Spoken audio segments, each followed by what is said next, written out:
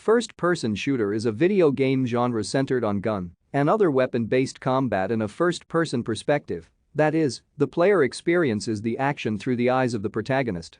The genre shares common traits with other shooter games, which in turn makes it fall under the heading action game.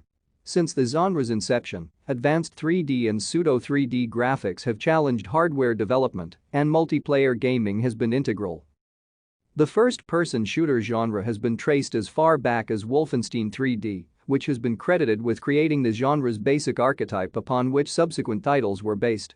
One such title, and the progenitor of the genre's wider mainstream acceptance and popularity, was Doom, one of the most influential games in this genre. For some years, the term Doom clone was used to designate this genre due to Doom's influence.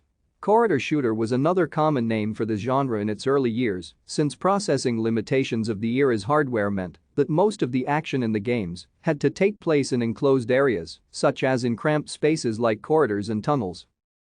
1998's Half-Life, along with its 2004 sequel Half-Life 2, enhanced the narrative and puzzle elements. Thank you for watching.